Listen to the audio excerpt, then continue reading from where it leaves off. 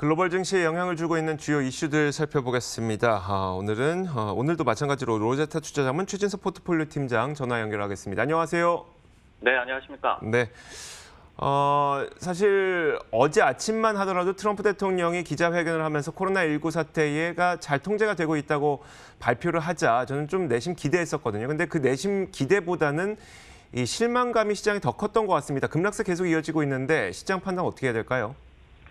네, 이제 어제 장 마감 이후였고 우리 시간으로 오전이었기 때문에 굉장히 좀 기대감이 많았죠. 그리고 트럼프도 사실은 공포 심리를 진정하기 위해서 좀 많은 발언들을 내놨습니다. 네. 먼저 미국인들의 전염 가능성은 여전히 낮다라고 얘기를 했고 매우 낮다라고 얘기를 했고, 그리고 두 번째로 코로나19의 대응을 위해서 무엇이든 할 것이다. 어떤 지출도 감수할 것이다라고 또 얘기를 했고, 세 번째로 학교들이 이제 대유행 가능성에 대비를 해야 하지만은 just in case, 즉 만약의 사태라고 이렇게 또 얘기를 했거든요. 네. 그러면서 뭐 우리나라 언론은 우리나라에 대한 입국 금지를 어떻게 할 것이냐 이런 부분에 좀 집중을 했지만은 사실은 굉장히 이 시장의 불안을 잠재우기 위한 중요한 발언을 여러 가지를 많이 했습니다.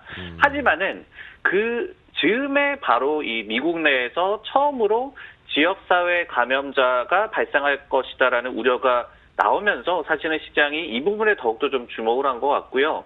이 확진자가 캘리포니아 북부에서 발생을 했다고 하는데 미국 내에서 이제 처음으로 발병국을 여행한 적도 없고, 그리고 기존의 코로나19 감염자와 접촉한 적도 없고, 그렇기 때문에 감염 경로를 파악할 수 없는 환자가 처음으로 발생을 했습니다. 네. 미국에서의 지금 확진자가 한 60명 정도라고 얘기를 하고 있죠. 그러면서 검사를 이거를 몇백 명밖에 지금 안 한 덕에 확진자가 이렇게 적다, 이런 또 의심이 있는 상황에서 지역사회 감염에 대한 우려가 확산된 점이 오늘 미국 증시의 초반부터 좀 급락세를 또 한 번 야기한 그런 원인으로 해석이 되고 있습니다.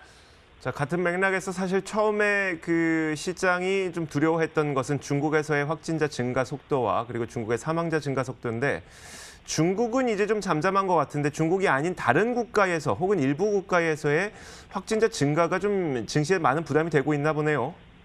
네, 미국발 악재 일단은 증시가 계속해서 하락세를 나타내고는 있지만은 그 기저에는 지금 말씀을 해주셨듯이 중국 외 국가에서의 확진자 급증세가 지속되고 있기 때문에 투자 심리가 계속해서 좀 얼어붙어 있는 그런 상황인데요. 그림을 좀 보면서 말씀을 드리고 싶은데, 지금 이 그림을 한번 보면은 존스 홉킨스 대학에서 이 추이를 집계하고 있는 그 수치에서 네. 중국 확진자가 노란색 그 그림으로 표현이 된다라고 한다면은 중국 외 확진자가 파란색 그림으로 확인이 되고 있습니다. 근데 최근 들어서 중국 확진자는 굉장히 좀 완만한 증가세를 보이고 있음에도 불구하고 중국 외 지역에서 확진자가 굉장히 좀 가파르게 증가를 하고 있죠. 네. 이 전일만 하더라도 우리나라가 505명이 신규 확진자로 판명이 났고, 그러면서 중국의 433명을 이제 단일 국가로서 추월을 했습니다. 그리고 이란에서도 106명이 늘어나서 200명대 중반, 그리고 이탈리아도 120여 명이 늘어나서 이제 또 600여 명까지, 600명 중반대까지 좀 증가를 한 점이 결국은 지금 증시 기저에 깔려있는 악재라고 보여지고요. 반면에 다음 그림을 한번 보시면은 중국 같은 경우에는 지금 9일 연속으로 회복 환자가 신규 확진자보다 많습니다. 네. 2월 18일에 신규 회복 환자 수가 1,824명이었고 신규 확진자가 1,749명이었는데 그 이후에도 지금 8일 연속으로 회복되는 환자가 확진으로 판명나는 환자보다 많다. 이런 측면이 굉장히 중국과는 극명하게 대비되는 다른 나라에서의 상황을 좀 보여주고 있는 것 같아요.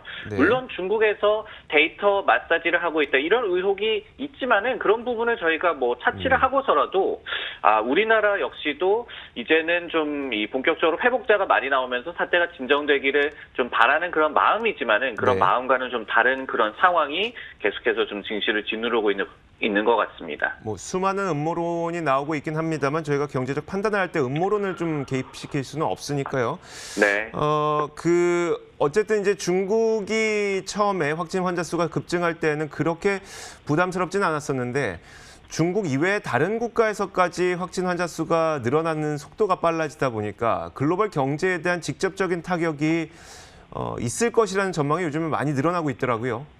네, 이게 이제 저희의 생각이 좀 바뀐 게, 그리고 분위기가 좀 바뀐 게, 처음에 코로나19 사태가 좀 불거졌을 때는 주요 전염병 사례와 저희가 비교를 했죠. 뭐 경제 타격이라든지 증시 영향이라든지. 근데 이제는 어떤 뭐 금융위기라든지 이렇게 최악의 위기 상황급들과 좀 비교를 하고 있다라는 얘기가 되겠죠. 네. 뱅크 오브 아메리카에 따르면은 올해 글로벌 경제 성장률이 2.8%에 그칠 것이다. 금융위기 여파가 있었던 2009년 이후에 최악일 것이다. 중국도 5.2% 성장에 그칠 것이다라고 얘기를 했고, 커스터머 그로스 파트너스라는 이 소비 부문을 좀 집계를 하는 그런 이 회사에서는 올해 미국의 소매 판매가 4.1% 늘어날 것으로 예상이 되는데, 근데 이거는 4월까지 코로나19가 진정됐을 때를 가정한 것이라고 얘기를 했습니다. 6월까지 사태가 이어질 경우에는 해당 수치가 2.2%까지 추락할 수 있다라고 또 전망을 했거든요. 이렇게 미국 경제의 70%를 차지하는 소비의 어떤 신장세가 반토막 난다, 이런 부분에 대해서는 계속해서 경제에 대해서도 좀 우려가 좀 커지고 있는 그런 상황입니다. 네, 알겠습니다. 자, 우리가 그 증시 조정이라는 말을 되게 관례적으로 쓰긴 하는데, 실제로 미국에서 공식적으로 조정 장세에 들어가는 것은 고점 대비 10% 이상 하락이잖아요. 오늘 하락으로 인해서 이제 미국 증시는 공식적인 조정에 들어갔죠. 그렇습니다. 공식 조정장이 최근에 고점 대비해서 10% 이상 하락을 좀 의미를 하는데, S&P 500의 최근 고점이 3,386이었어요. 여기에 대조를 하면은 3,047.5가 마지노선이었는데, 지금은 거의 3,000선이 무너지려고 하고 있기 때문에 공식 조정장에 들어가는 게 거의 확실시 돼 보이고요. 문제는 이 6일 전만 하더라도 사상 최고치였다는 얘기죠. 근데 6일 만에 조정장이다. 역사상 가장 빠른 조정장에 진입을 하는 게 되겠고, CNBC와 골드만삭스에 따르면은 2차 대전 이후에 26차례 조정이 있었는데 평균 13.7% 하락이었고, 그리고 회복에 4개월이 좀 소요가 됐다. 비스포크 인베스트먼트라는 기관에 따르면은 과거에 23차례 S&P 500 지수가 6거래일 만에 10% 이상 하락했었다. 근데 이게 딱 한 번, 그러니까 1933년에만 200일 이동평균선을 계속해서 좀 상회하는 움직임이 나왔었는데, 네. 이번에도 200일 이평선은 3046이기 때문에 그 아래로 좀 내려갈 가능성이 굉장히 크죠. 즉 중기 추세가 미국 증시에서도 좀 무너졌다는 뜻으로 해석될 수가 있을 것 같습니다. 알겠습니다. 자, 우리가 10% 이상 하락하게 되면 공식적인 조정 장세라고 부르고, 20% 넘게 하락하게 되면 공식적으로 약세장이라고 부르게 되는데, 이제는 조정이 너무 빠르게 일어나다 보니까 약세장에 대한 전망까지 나오고 있더라고요. 고점 대비 마이너스 20%니까 아까 지수 대비해서는 약 한 2,709선이 약세장으로 가는 그런 수치입니다. 근데 현재 미국 증시가 한 4,000일 이상 강세장을 유지를 하고 있죠. 네. 근데 문제가 되는 거는 한 번 약세장에 진입을 하게 된다면은 낙폭이 또 훨씬 더 커질 수가 있을 것이다. 이 부분인데, 2차 대전 이후에 12차례 미국 증시에서 약세장이 나타났는데 평균적으로 낙폭이 32.5%로 나왔습니다. 그렇기 때문에 한번 또 약세장에 또 진입을 한다. 또 10여 년 만에 약세장에 진입을 한다. 그러면은 더욱더 좀 투자 심리가 무너질 수 있는 그런 여지까지도 지금은 조금씩 좀 제기가 되고 있습니다. 골드만삭스에서 오늘 기업이익의 제로 성장을 점쳤죠. 근데 지금 보면은 캘린더 이어로 2019년 기준으로 S&P 500 지수의 EPS가 163달러대 정도거든요. 네. 그리고 2020년은 이게 한 176달러로 증가할 것으로 예상이 되고 있습니다. 근데 이게 이익이 제로 성장을 한다. 그렇다면은 PER 18배를 쳐줘도 2,935, 그리고 17배로 이 밸류에이션이 떨어진다면은 2,772.5까지도 이 산술적으로 좀 나오기 때문에 이런 부분들을 좀 감안을 한다면은 정말로 약세장이 좀 코앞에 다가오고 있다. 이렇게 또 말씀을 드릴 수가 있겠습니다. 미국 증시가 이제는 과거에 그냥 전염병 사태 그냥 지나가는 것이 아니라 본격적인 위기 상황하고 비교가 되고 있네요. 이게 이 경제에 대한 타격과 좀 마찬가지인 거죠. 증시 같은 경우에도 처음에는 이게 어떤 예전에 뭐 에볼라 때, 메르스 때 증시 성적과 어떻게 됐느냐 이런 거를 좀 비교를 하다가 이제는 정말로 위기 상황급의 그런 이벤트와 증시 성적 그리고 앞으로의 전망을 좀 비교를 하게 됐는데, 그래프를 좀 보면서 말씀을 드리면은 이 9.11 테러, 2001년에 있었던 9.11 그리고 미국의 이라크 침공, 리만 브러더스 파산, 금융위기를 불러일으켰죠. 그리고 미국의 신용등급 하향, 그리고 브렉시트 공포. 지금 이런 이벤트들과 이제는 이 코로나19가 비견이 되고 있습니다. 그런데 지금 역사적으로 본다면은 9.11 테러 정도를 제외를 하고는 그렇게 좀 하락을 했다가 1년 뒤를 놓고 보면은 굉장히 좀 많이 상승한 그런 국면이 이어지고 있거든요. 네. 이렇게 장기적으로 봤을 때는 상승할 것이다라는 기대감은 좀 남아있지만은 지금 현 상황에서는 오늘 낙폭이 좀 커지는 거를 보더라도 굉장히 좀 공포심리 그리고 투매 현상이 좀 벌어지고 있는 것 같습니다. 알겠습니다. 자, 종목들도 살펴보도록 할 텐데 마이크로소프트가 가이던스를 하향 조정한 것도 시장에 분명 영향이 있을 것 같아요. 가이던스 달성을 좀 실패할 것이다 이렇게 예고를 했는데 이 관련 내용 한번 살펴주시죠.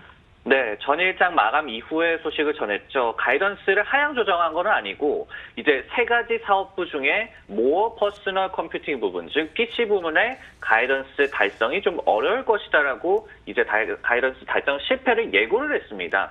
근데 말씀드린 그 부문은 윈도우 OS가 굉장히 좀 중심이 되는 사업부고 태블릿 PC 판매라든지 아니면은 엑스박스 판매 등이 포함되는 매출 비중 한 36% 정도 되는 그런 사업부거든요. 네. 근데 마이크로소프트 측에서는 윈도우에 대한 수요는 예상 수준으로 유지가 되고 있다. 하지만은 코로나19 여파로 공급망의 정상화 과정이 예상보다 더디기 때문에 윈도우의 OEM이라든지 아니면은 태블릿 PC의 매출이 좀 타격이 예상된다라고 이번에 좀 밝혔습니다. 알겠습니다. 그렇다면 이제 마이크로소프트의 실제 실적과 주가에는 어떤 타격이 있을까요? 기존에 1월 말에 실적 발표를 했었는데 그때도 MS가 해당 부문의 3월 결산분기 가이던스를 107.5억에서 111.5억 달러로 타 사업부 대비해서 범위를 넓게 제시를 했습니다. 그러면서 그때도 코로나19의 불확실성을 좀 감안을 했다라고 얘기를 했거든요. 이런 부분을 좀 살펴본다면은 예견된 결정이었다라고 보여지고, 그리고 그래프를 한 가지 좀 살펴보자면은 지금 이 지난 회계 연도에 마이크로소프트의 세부 사업부별 비중을 좀 보고 계신데 여기에서 윈도우 부분의 이 비중은 물론 16%로 좀 높지만은 하드웨어 기기 판매 부문은 5%가 채 되지 않습니다. 그렇기 때문에 전사 매출 성장세에 어느 정도 타격은 있을 수는 있겠지만은 네. 주요 IB들도 크게 개의치 않는다는 반응을 일단은 내놓고 있습니다. JP모건에서도 성장 전략에 타격은 없을 것이다. 그리고 가이던스 달성 실패 예상의 근거가 수요가 아닌 공급 문제라는 점에 좀 주목을 했고요. 그리고 RBC라는 기관에서도 아웃퍼폼 투자 의견 그리고 목표 주가 $200를 유지를 하면서 일단은 긍정적인 투자 심리는 좀 유지가 됐는데 네. 오늘은 시장 자체가 너무나도 좀 많이 빠지다 보니까 이 마이크로소프트 역시도 즉시 전체 좀 하락세를 좀 이끌고 있는 그런 양상입니다. 알겠습니다.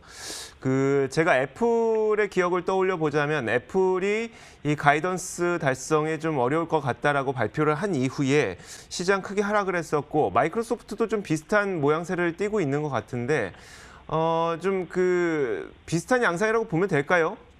맞습니다. 애플이 가이던스 달성 실패를 경고를 했었죠. 그리고 마스터카드는 아예 가이던스를 하향 조정했었죠. 이렇게 네. 문제는 기업들이 코로나19 여파를 반영해서 줄줄이 가이던스를 실패할 것이라고, 달성을 실패할 것이라고 경고하거나 이 하향을 할 수가 있다는 점이 될 텐데 테슬라도 진즉의 수익성에 대한 타격을 경고한 바가 있겠는데 문제는 또 주요 IT 기업들이 코로나19 여파를 반영해서 가이던스를 애초에 좀 제시를 하기는 했습니다. 근데 네. 이후에 더 상황이 격화가 됐기 때문에 어떻게 또 바뀔 것이냐가 좀 문제가 되겠고 지난주까지 S&P 500 기업 61곳이 부정적인 1분기 가이던스를 제시를 했고 긍정적으로 제시한 곳은 28곳에 불과했거든요. 네. 이런 부분들이 더욱더 악화가 될 가능성을 지금은 좀 염두를 해야 될 것 같습니다. 네, 알겠습니다. 더 악화될 가능성도 좀 염두를 해두고 있겠습니다.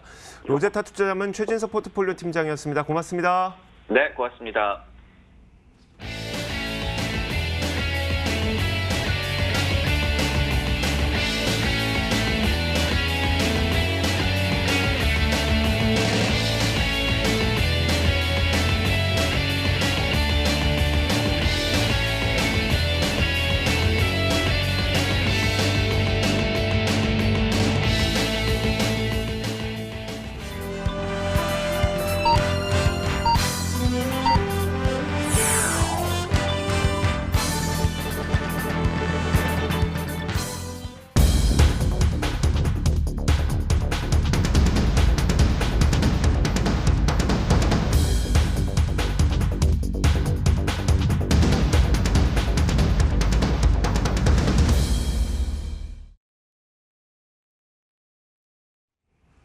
2월 27일 목요일 시장이 마감됐습니다. 장 막판으로 가면 갈수록 시장의 낙폭은 더욱더 무섭게 좀 보여졌고요.